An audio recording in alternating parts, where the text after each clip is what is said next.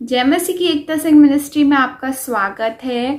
आज हम एक और बाइबल स्टोरी को देखेंगे। पिछले हफ्ते हमने जो बाइबल स्टोरी देखी थी वो ये थी कि अब इसहाक का जन्म हुआ था अब्राहम के यहाँ पे, जब वो 100 वर्ष का था और सारा 90 वर्ष की थी।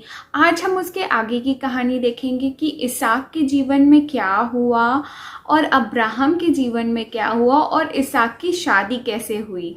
सारा 127 वर्ष की होके मर गई और उसे एक गुफा में दफनाया गया। इस बात से इसहाक और अब्राहम बहुत ज़्यादा दुखी थे।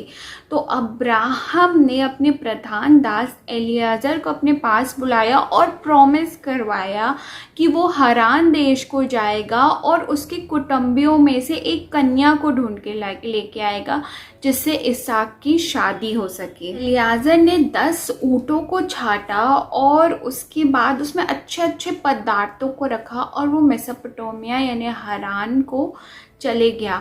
वो एक नाहोर नगर के पास पहुंचा और वो नाहर नगर के बाहर एक कुएं के पास अपने ऊँटों को बैठाया और वो वहाँ पे वेट करने लगा।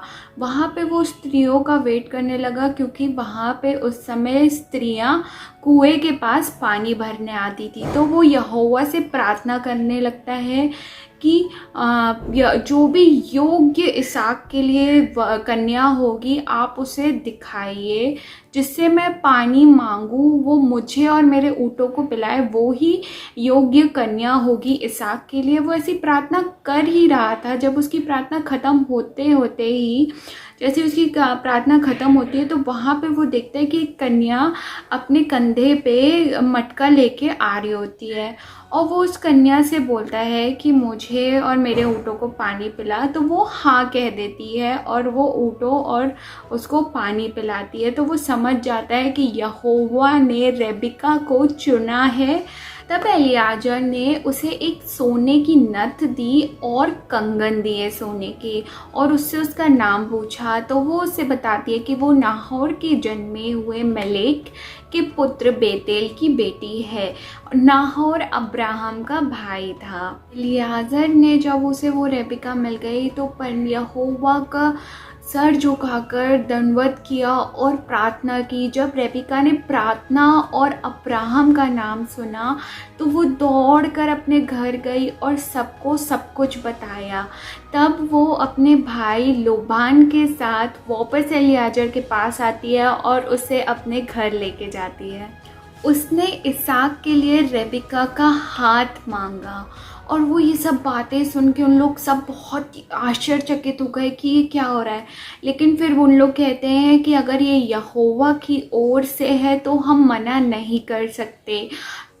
तो अपने स्वामी के पुत्र के लिए रेबिका को ले जा ताकि वो उसकी पत्नी हो सके। सुबह एलियाजर रेबिका को ले जाने आया तो उसके परिवार वालों ने विनती की कि कुछ दिन वो और वहाँ रुक जाए, लेकिन एलियाजर ने विनती की और जब रेबिका से पूछा गया तो उसने कहा कि वो जाने के लिए तैयार है।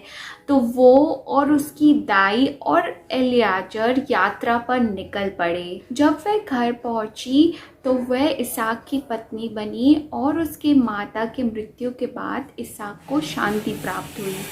अगले 20 वर्ष तक उनकी कोई भी संतान नहीं हुई। तो जब इसहाक 60 वर्ष का हुआ तब उसने परमेश्वर से प्रार्थना की और परमेश्वर ने उसकी प्रार्थना को सुन लिया और उसके 2 बच्चे होते, जुड़वा बच्चे होते हैं और 2 पुत्र होते हैं। पहला पुत्र जो बड़ा पुत्र होता है वो एसाव होता है और दूसरा पुत्र याकूब होता है। इस स्टोरी में हम देखते हैं कि परमेश्वर ने इसहाक के दर्द को देखा और उसे एक अच्छी सी पत्नी, योग्य पत्नी दी और परमेश्वर ने एलियाजर की भी प्रार्थना को सुना और उसे जो कार्य सौंपा गया था कि इसहाक के लिए एक अच्छी पत्नी को ढूंढना, तो परमेश्वर ने उस कार्य करने में भी उसकी सहायता और मदद की।